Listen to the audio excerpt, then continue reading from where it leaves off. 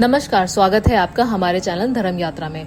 और आज हम एकादशी से रिलेटेड हर चीज को जानने वाले हैं। एकादशी हमारे लिए बहुत ही शुभ दिन होता है। ये दिन महीने में 2 बार आता है, एक बार चंद्रमा जब घटता है और एक बार जब चंद्रमा बढ़ता है, यानी कृष्ण पक्ष और शुक्ल पक्ष के 11वें दिन। एकादशी का महत्व पुराने समय से ही चला आ रहा है। हमारे शास्त्रों के अनुसार एकादशी हमारी 11 इंद्रियों का प्रतीक है। 5 ज्ञान इंद्रियां और 5 कर्म इंद्रियां और मन। इस दिन हम व्रत रखकर इन इंद्रियों को नियंत्रित करते हैं। इसके पीछे एक सुंदर कहानी भी है। कहते हैं कि भगवान विष्णु ने एक बार एक राक्षस मुंडव से लड़ रहे थे और उस युद्ध के दौरान शरीर से एक दिव्य शक्ति निकली जिसने उस राक्षस को मार दिया। उस दिव्य शक्ति का नाम एकादशी रखा गया। आत्मिक रूप से देखा जाए तो ये माना जाता है कि व्रत रखने से हमारा मन, शरीर और आत्मा पवित्र होती है और भगवान के प्रति हम अधिक समर्पित होते हैं।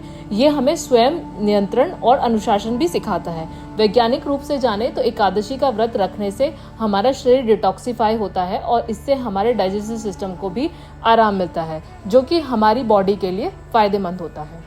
जानते हैं एकादशी पर चावल क्यों नहीं खाने चाहिए। इसके पीछे 2 लॉजिक है। एक पौराणिक कथा से जुड़ा हुआ है, दूसरा साइंटिफिक रीजन है। अगर हम धार्मिक मान्यताओं के अनुसार बात करें तो भगवान ब्रह्मा जी के सर से पसीने की बूंद जमीन पर गिरी और वो बूंद राक्षस के रूप में कन्वर्ट हो गई। राक्षस उठा और उसने ब्रह्मा जी से रहने के लिए जगह मांगी। तो ब्रह्मा जी ने राक्षस से कहा कि जो लोग एकादशी पर चावल खाते हैं वो उनके दानों में रह सकता है और खाने वालों के पेट में निवास कर सकता है। हम उस राक्षस से बचने के लिए एकादशी को चावल नहीं खाते। साइंटिफिक रीजन की बात करें तो जब चावल बोया जाता है तो उसमें बहुत पानी की खपत होती है और चावल में पानी अधिक होता है। एकादशी के दिन चंद्रमा का ग्रेविटेशनल पुल वैसे ही बहुत ज्यादा होता है, जो हमारे शरीर के पानी पर भी असर करता है।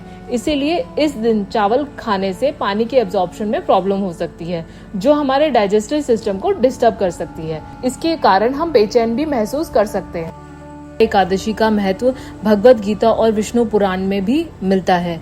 भगवान विष्णु ने स्वयं इस एकादशी का व्रत करने की सलाह दी थी, क्योंकि इससे जीवन के सभी पाप नष्ट हो जाते हैं और मोक्ष की प्राप्ति होती है। व्रत विधि: एकादशी के दिन प्रभात काल में स्नान करने के बाद भगवान विष्णु का पूजन करें। भगवान विष्णु को पंचामृत, फूल, दिया, धूप और नैवेद्य भोग अर्पित करें।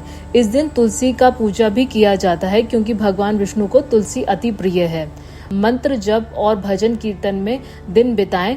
ओम नमो भगवते वासुदेवाय का जाप करना चाहिए। आइए कुछ और रोचक बातें जानते हैं एकादशी से जुड़ी हुई। व्रत के समय अन्न और जल का त्याग करने से शरीर में डिटॉक्सिफिकेशन होता है और मन और शरीर दोनों शुद्ध हो जाते हैं। आध्यात्मिक रूप से भी यह व्रत मन को शांति और आत्मा को प्रसन्नता प्रदान करता है। स्पिरिचुअल सिग्निफिकेंस की बात करें तो एकादशी व्रत के पालन से आत्म संयम और सेल्फ डिसिप्लिन आता है।